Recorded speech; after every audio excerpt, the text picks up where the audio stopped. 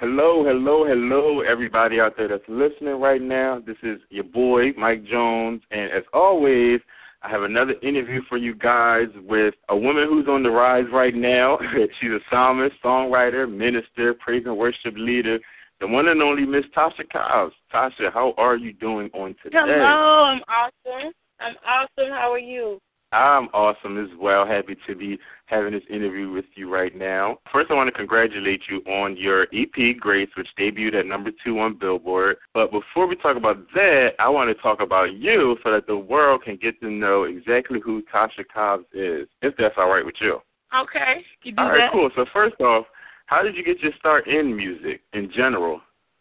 Well, in general, my entire family is musical, full of singers, full of musicians. So all of my life, I've been singing. I've been surrounded by music. So it's not new to me. I've been doing it since I was born. That's the start. And right around, but I was never the one out front. I was always, in the background, maybe in the choir, on the background mics, or somewhere around the instruments. But right around the age of 15, I love to tell this story. I was over a gospel choir. It was a community choir. I was the choir director. Not, I didn't lead songs, but I just directed the choir. And it was a group of teenagers. We were about 15 years old. And one of the lead singers got in like a fender bender, and it caused him to be late to the concert. And we were singing Kirk Franklin's song, Now Behold the Lamb. So everybody was like, Tasha, you're going to have to sing it. You're going to have to sing it. I'm like, no, I don't sing. I direct the choir. I don't sing out front. Well, long story short, I ended up singing the song.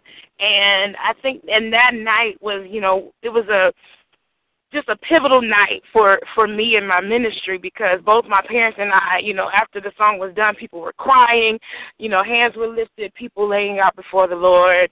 It was just one of those moments where, God shows you there's something special about your anointing, there's something different about you. So, people will call me a late bloomer because, around the age of 15, that's when I realized, hey, there's something new, there's something different and fresh about this. So, that's where it started. That's where it all started, back at home in Jessup, Georgia.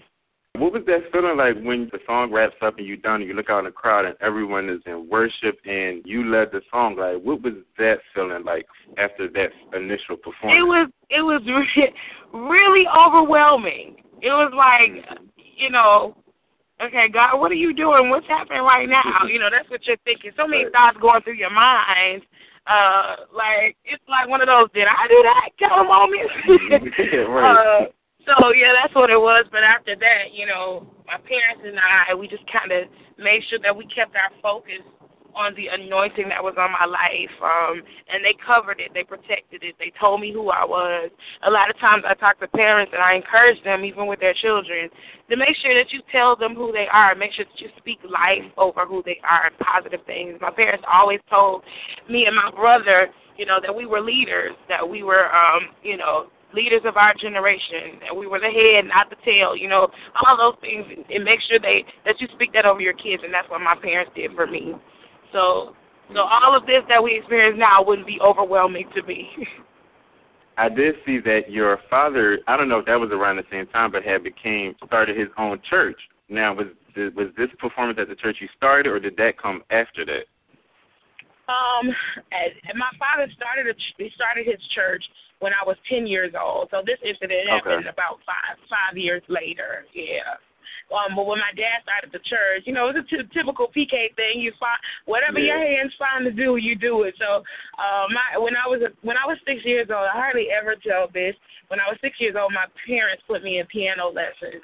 So I played the piano, and so at my dad's church, you didn't have anybody else. So I was the keyboard player. I was over the choirs, taught some Sunday school, drove church bands, whatever you have to do.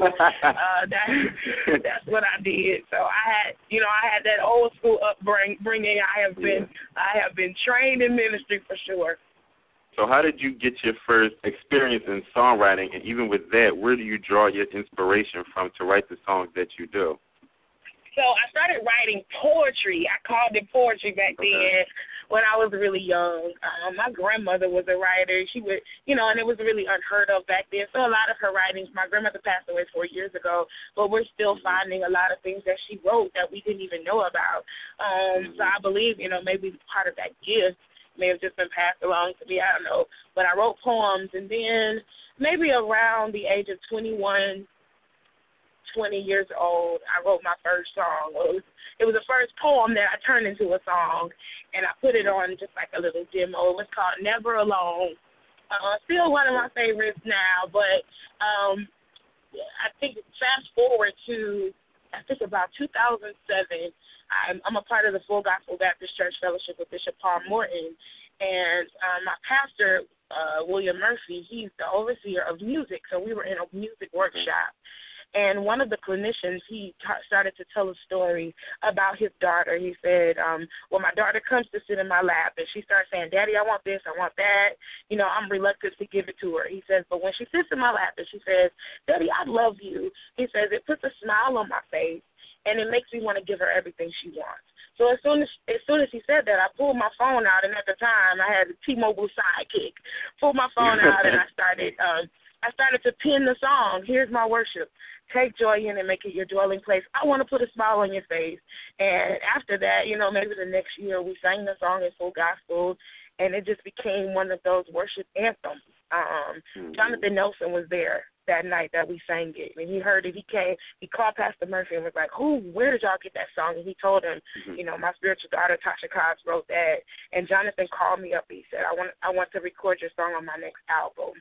And so I guess that's just kind of how the songwriting exposure happened after that. And then I released my independent project. It was called Smile, and it had the song Happy on it. Some of the songs that you hear on Grace were also on that independent project. Right. And I just, fell in love with writing songs. That's just what I do. And one of the inspirations is just life. And I know a lot of people don't want to hear that. They want to hear, you have these processes and you go through this, you go through that. And sometimes it does come from, different life, experiences. But life itself inspires me. I can walk through a mall and hear a child say something to his father that, that may sound normal to anybody else, but to me, it sounds like a song. And I'll pull my phone out. Me and my phone are like best buddies. Take my phone out and start writing a song. So that's just, one of my passions, one of my gifts. But, of course, you have to, with everything, there is order.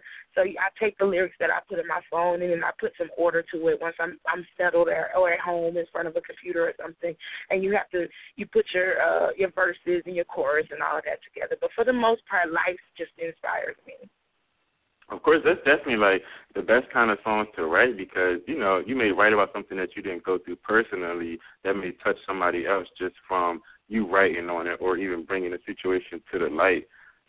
I see that VaShawn actually produced the album or a majority of it, if not the whole thing.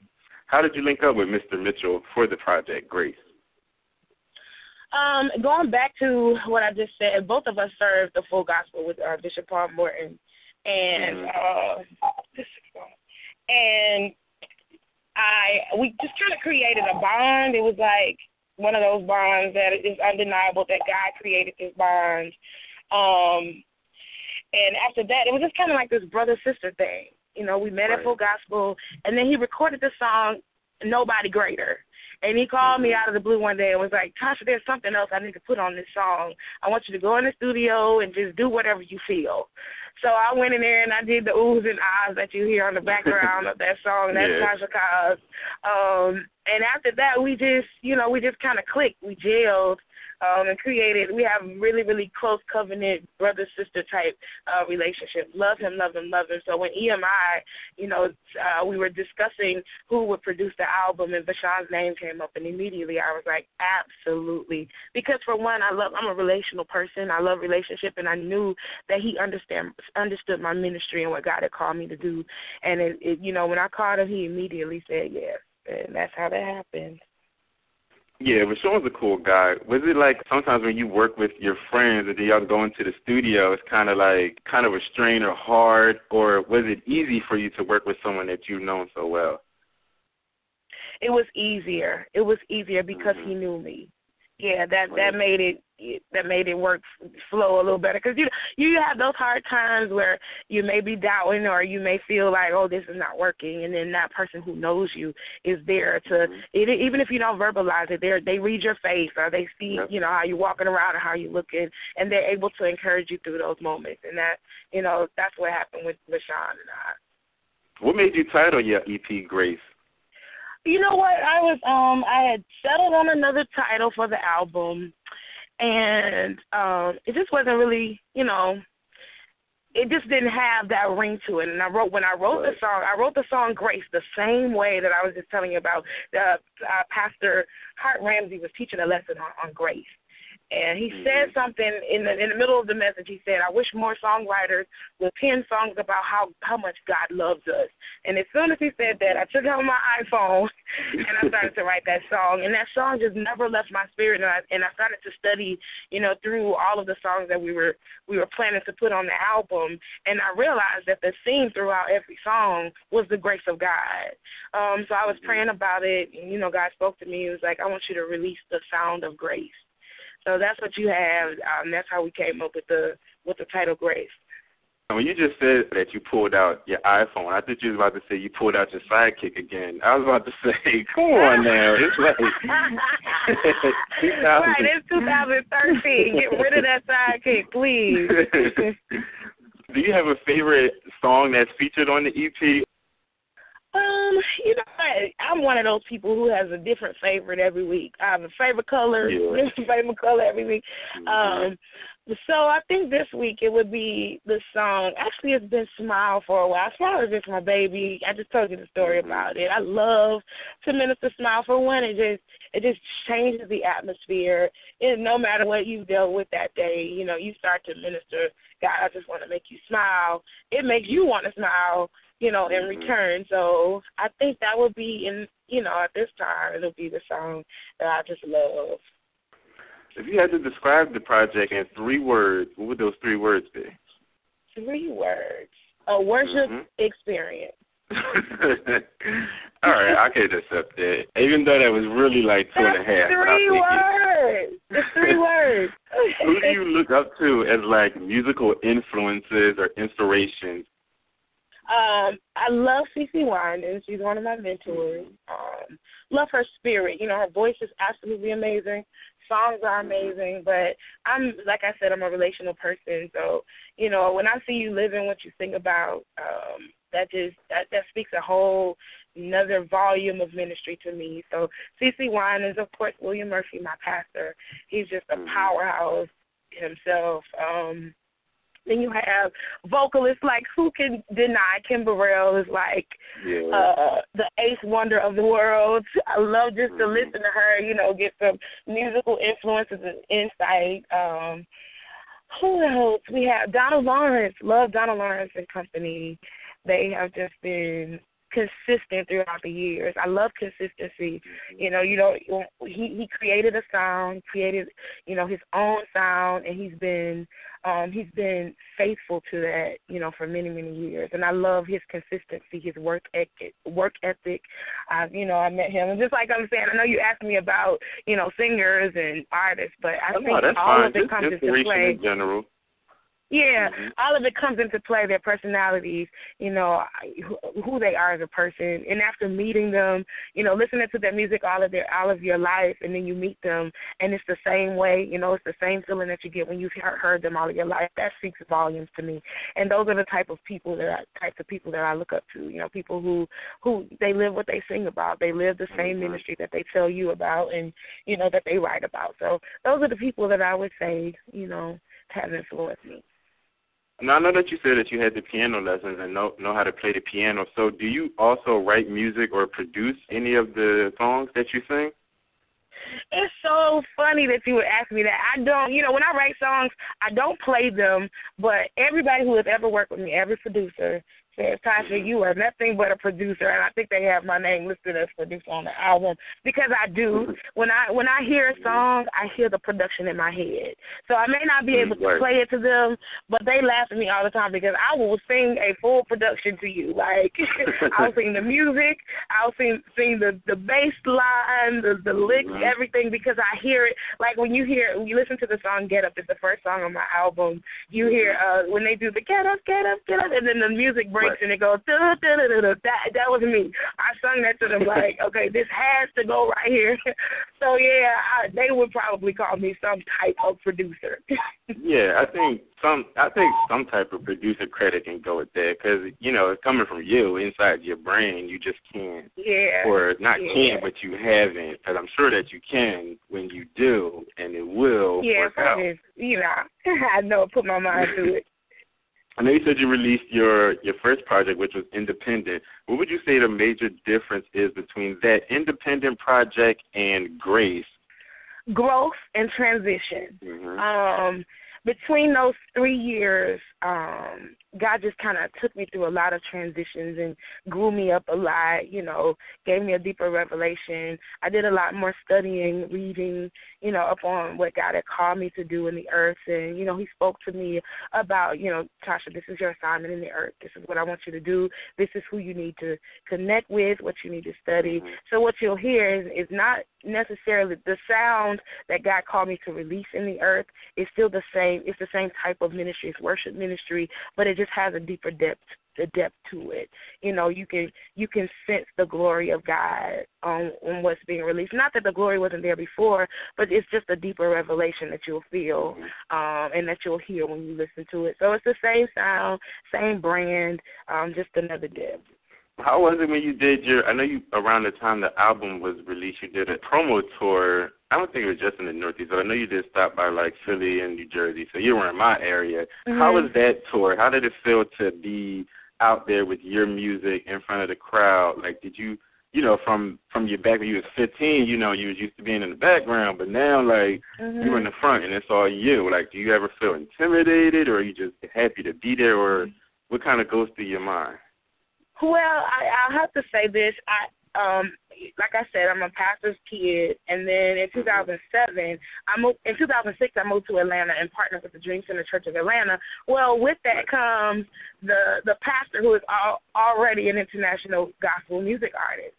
So what he did was he took me under his wings, and I traveled the world with him for 5 years as he mentored me and prepared me, you know, for what I'm doing now. So it's not overwhelming because I've been doing it for years. With Pastor Murphy, whenever he was called to minister, I would go right up on stage with them, lead songs, you know, and lead God's people into his presence. So it's not new to me. I've been prepared for it. I tweeted the other day, I was on the plane, and the guy who was sitting in the seat next to me, just out of the blue, we were having a conversation about something, and he said to me, as long as you're prepared, you can do anything. Yeah, it wasn't a ministry moment or anything like that, but it just spoke to me like, wow, now that I think about it, you know, I've been being prepared for this. And it makes us look like, you know, I've been being mentored and being prepared for what God has called me to do so that I can do it now and do it in a successful and excellent way. Yeah, because, of course, you've been prepared for it. It's like, you know, you're ready. The time is now. Yeah. What is next for Miss Tasha Cobbs? What is next? What is your next in your plan to take over the world? Okay, we are right now. I'm still, you know, doing some promo dates and touring with Grace. It's just been awesome. So we're going from city to city, just minister and break every chain and having a worship encounter with God everywhere we go. It's not a typical concert. It's really a God encounter, and people's lives will be changed when they leave. I just have faith, you know, that's what God has called me to do, to lead God's people into his presence. So I've started this, it's called the alot Escape. And what it is for about 2 years now, I've been getting a lot of people sending me messages wanting to be mentored, and I take mentorship really, really serious. So I was praying about it, and God spoke to me, and he said, I want you to do this. So it's called the alot Escape. It's a conference call that we do every month, just mentoring worship leaders all across the country, and we take just 30 minutes out of the month just to impart into them, what God is saying, and, giving them instructions on questions that they ask or some challenging things that they may be facing.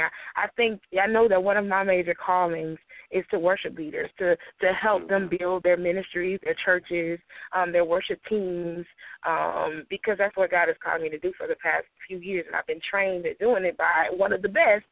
So I think that's just something that God has called me just to give back to the kingdom. So those calls have just been, they just blow my mind every month. We've had CeCe Winans come and talk to us, Jonathan Nelson. This Monday coming up, we have William McDowell. He'll be on the call with us, just imparting into worship leaders. It's free. All we do is just get together, fellowship, and create a bond that can't be broken. So I'm really excited about what God is going to do through the alot escape.